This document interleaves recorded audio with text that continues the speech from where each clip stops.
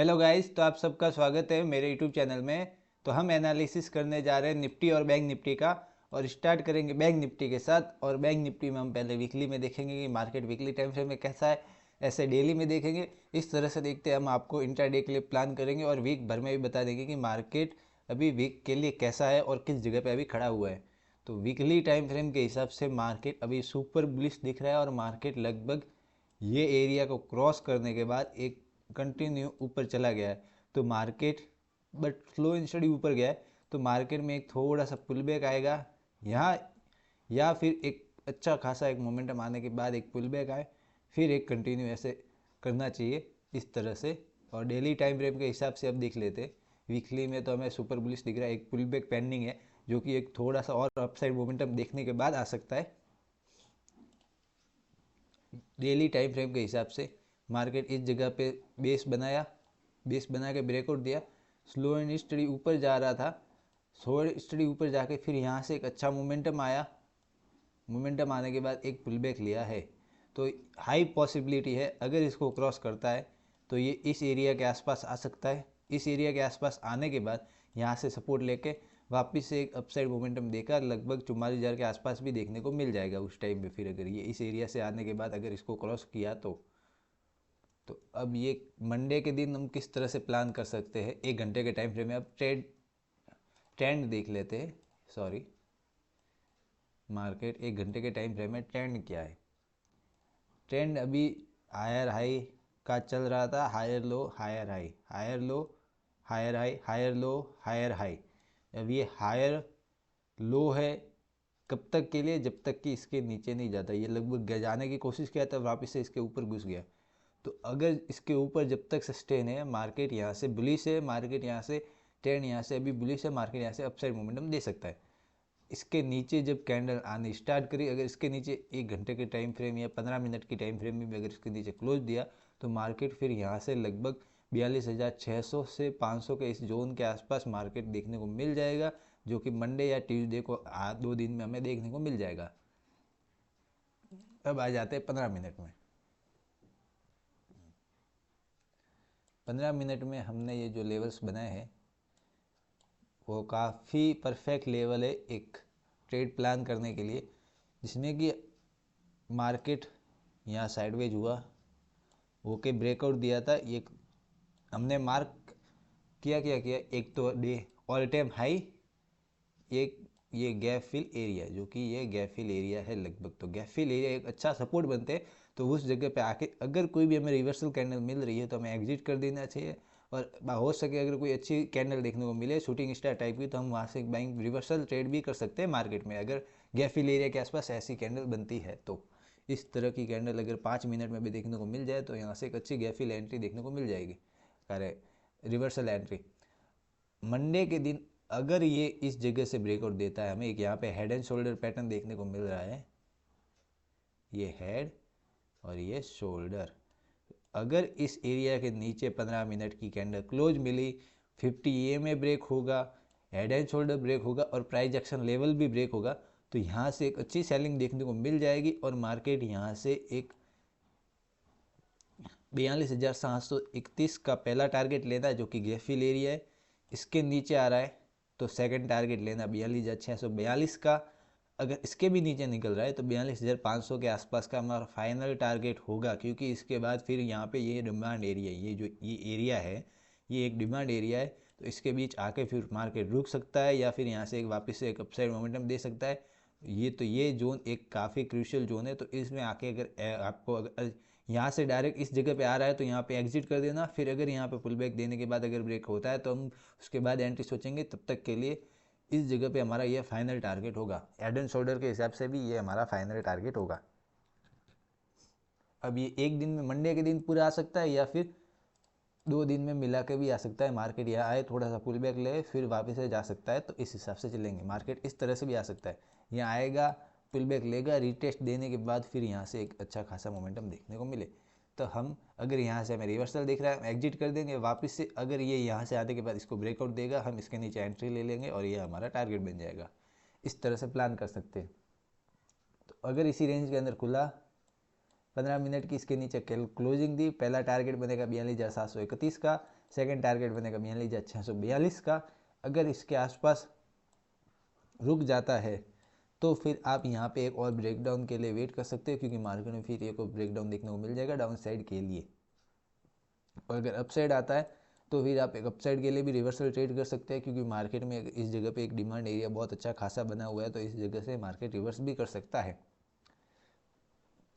और अगर इस एरिया के ऊपर निकल जाता है 42,033 के ऊपर, अगर 15 मिनट की कैंडल क्लोज मिलती है मंडे के दिन पे, तो हमारा अपसाइड के लिए टारगेट बन जाएगा 43,219 के ऊपर। अगर 43,033 के ऊपर कैंडल क्लोज मिली तो 43,219 के ऊपर पहला टारगेट होगा। अगर इसके भी ऊपर निकल रहा है तो 43,336 के आसपास का हमारा सेकंड टारगेट होगा, जो कि है ऑल टाइम हाई। इसके ऊपर निकल रहा है तो हम ये पिवट इंडिकेटर है जो इस इंडिकेटर को हम यूज करेंगे और फिबोनाची लेवल से हम देखेंगे कि मार्केट में अपसाइड के लिए टारगेट क्या है। अगर वो कोई लाइव मार्केट अपडेट हुआ तो मैं अपना इंस्टा स्टोरी अपडेट दे दूंगा। अब अगर गैप अप और गैप डाउन खुल जाता है, जैसे हमें एचजीएक्स निफ्टी के हिसाब से 34 पॉइंट मतलब 100 पॉइंट के आसपास गैप अप देखने को मिल रहा है, तो मार्केट यहाँ कहीं क्लोज हुआ है तो अगर 100 पॉइंट गैप अप खुला तो इस एरिया के आसपास खुलेगा। अगर इसके ऊपर गैप अप खुल के डायरेक्ट इसके नीचे आ जाता है, पहली कैंडल अगर रेड बन आकर इसके नीचे आ जाता है, तो हम यहाँ पर सेलिंग के लिए वेट करेंगे। अगर ये यहाँ पे प्राइस एक्शन बना है तो वो इसके नीचे क्लोज दे देता है, तो फिर यहाँ से एक मार्केट में सेलिंग देखने को मिल जाएगी। अगर यहाँ से अगर इस एरिया के आसपास इस तरह से कोई भी ग्रीन कैंडल देखने को मिल जाती है ब्रेकआउट वाले, तो हम उस 5 मिनट की कैंडल के ब्रेकआउट में अगर छोटी कैंडल है उसका लो लगा के हम एक अपसाइड के लिए ट्रेड कर सकते हैं, जो कि 43,219 का लेवल टारगेट। इसके ऊपर निकलता है तो 43,336 के आसपास देखने को मिल जाएगा। और अगर गैप डाउन देखने को मिल गया, अगर ये डाटा बदल गया और गैप डाउन देखने को मिल गया, अगर गैप डाउन देखने को मिलता है इस जोन के अंदर और पहली कैंडल ग्रीन बनती है, तो आप गैप फिल के लिए ट्रेड प्लान कर सकते हो। आराम से आपको गैप फिल तक का टारगेट मिल जाएगा। और अगर यहाँ पे रेड कैंडल बनती है तो फिर यहाँ पे एक डब्ल्यू पैटर्न का वेट करना अगर गैप फिल के लिए ट्रेड लेनी है तो, या और सेलिंग के लिए ट्रेड लेनी है तो फिर एक पुल बैक का वेट करना। अब अगर यहाँ पे डब्ल्यू बन जाता है तो आप अपसाइड के लिए ट्रेड देख सकते हो और एक गैप फिल तक का टारगेट। और अगर यहाँ आने के बाद रेड कैंडल बनी फिर एक पुल बैक लेती है, पुल बैक में अगर रेड कैंडल का हाई क्रॉस हो रहा है तो वापस से हम गैप फिल के लिए एंट्री देख सकते हैं। अगर उसका हाई क्रॉस किए बिना मार्केट वापस से अगर नीचे आके उसका लो ब्रेक कर दे रहा है तो फिर हम एक शॉर्ट से ट्रेड ले सकते हैं, छोटी सी एंट्री एक छोटा टारगेट के लिए। इस तरह से ट्रेड प्लान करेंगे बैंक निफ्टी के अंदर। अब आ जाते हैं निफ्टी की साइड।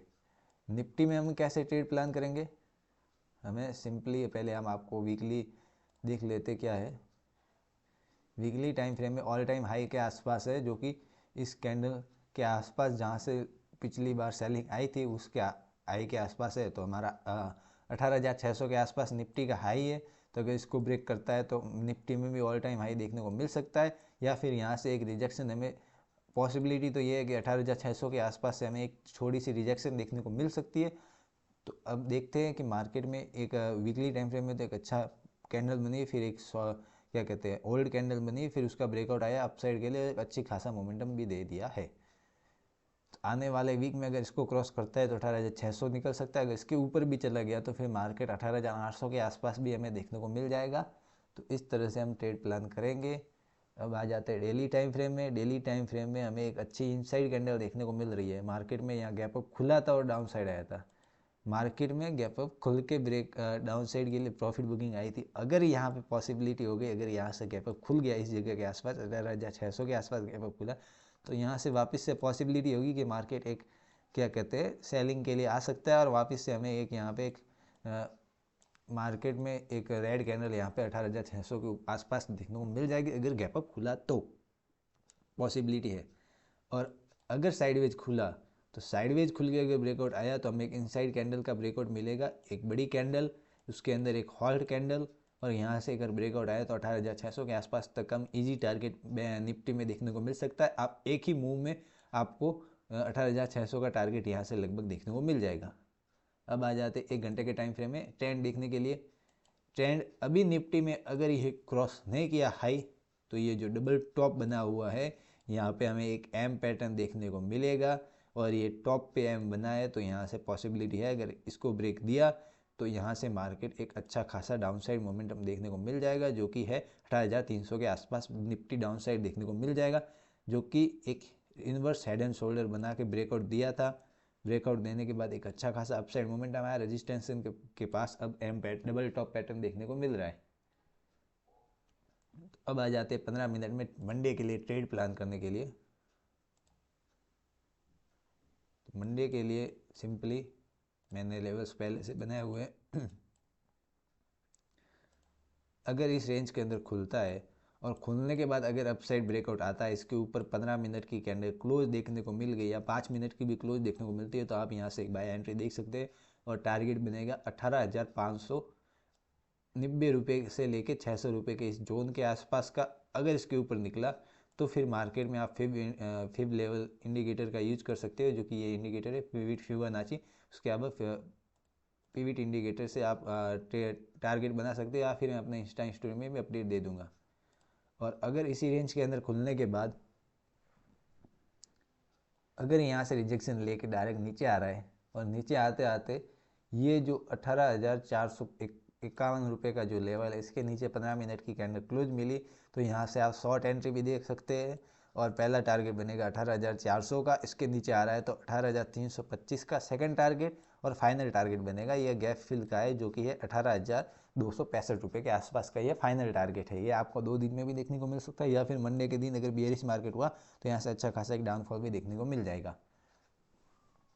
और अगर इसी रेंज के अंदर रहता है तो इस रेंज के अंदर कोई ट्रेड नहीं लेंगे, क्योंकि यहाँ पे मार्केट एक वॉलेटिलिटी है, आपके एसएल भी खा सकता है इस जोन के अंदर, तो अवॉइड करना। अगर इसके ऊपर ब्रेकआउट दे तो बाय एंट्री लेना, अगर इसके नीचे जा रहा है तो सेल एंट्री देखना। अब गैप अप और गैप डाउन में क्या करेंगे, अगर जैसे हमें गैप अप देखने को मिल रहा है, तो अगर ये 35 पॉइंट अगर इस एरिया के ऊपर ही खुल रहा है और खुलते ही पहली कैंडल ग्रीन बन के इसके ऊपर क्लोजिंग मिल गई, तो उसके ब्रेकआउट पे आप एंट्री ले सकते हैं, उसके लो का ऐसा लगा के, और एक इस एरिया तक का टारगेट ले सकते हैं। छोटा सा टारगेट होगा तो अपने रिस्क रिवॉर्ड के हिसाब से ट्रेड लेना। गैप डाउन देखने को मिल गया तो अगर इस एरिया का यहाँ कहीं खुल के डायरेक्ट इसको ब्रेक कर रहा है, तब भी हम एंट्री देख सकते हैं। इसके नीचे बड़ा गैप डाउन देखने को मिल गया या बड़ा गैप अप खुल देखने को मिल गया, तो अगर इस एरिया के आसपास गैप अप देखने को मिल गया 100 पॉइंट के आसपास का, तो हम सिंपली फिर यहाँ पे एक पहली 15 मिनट की कैंडल का वेट करेंगे। अगर पहली 15 मिनट की रेड कैंडल बन जाती है तो फिर हम उसके लो ब्रेक होते ही सेल एंट्री देख सकते हैं, और हमारा टारगेट बनेगा गैप फिल का। फिर अगर यहाँ पे प्राइस एक्शन बना के फिर अगर ब्रेकआउट देता है तो यहाँ से एक और डाउन साइड मोमेंटम देखने को मिल जाएगा। और अगर गैप डाउन देखने को मिल जाता है तो क्या होगा, अगर इस एरिया के आसपास गैप डाउन देखने को मिला, 18,400 के आसपास गैप डाउन देखने को मिला, जहाँ से इतनी बड़ी बाइंग आई थी, तो अगर यहाँ पे अगर पहली ग्रीन कैंडल बनती है तो गैप फिल आपको डेफिनेटली होता हुआ देखने को मिल जाएगा। और अगर यहाँ पे रेड कैंडल बन के इस एरिया को ब्रेक कर देती है तो हम वेट करेंगे एक थोड़ा सा बायर्स के पुल बैक आने का। मार्केट यहाँ से इस तरह से डाउन साइड आएगा, फिर एक पुल बैक लेगा, और फिर अगर यहाँ पे टॉप के आसपास डे हाई के आसपास हमें कोई भी एक rejection candle shooting star type का या कोई भी इंगल्फिंग टाइप का कैंडल देखने को मिलता है, तो फिर उसके लो ब्रेक होने पे हम सेल कर सकते हैं, और हमारा टारगेट बनेगा पहले डे लो का। इसके नीचे निकला तो फिर 18,335 के आसपास भी हमें देखने को मिल जाएगा निफ्टी में। तो इस तरह से ट्रेड प्लान करेंगे गैप अप गैप डाउन में और साइडवेज रेंज के अंदर। और ऐसा कुछ अपडेट हुआ तो मैं अपने इंस्टा स्टोरी में देख दूंगा, तो डिस्क्रिप्शन में लिंक मिल जाएगा, वहाँ जाकर चेकआउट कर लेना और वहाँ पर फॉलो कर लेना। तो अगर वीडियो पसंद आए तो वीडियो को लाइक कर देना, चैनल को सब्सक्राइब कर देना और अपने फ्रेंड्स के साथ शेयर कर देना।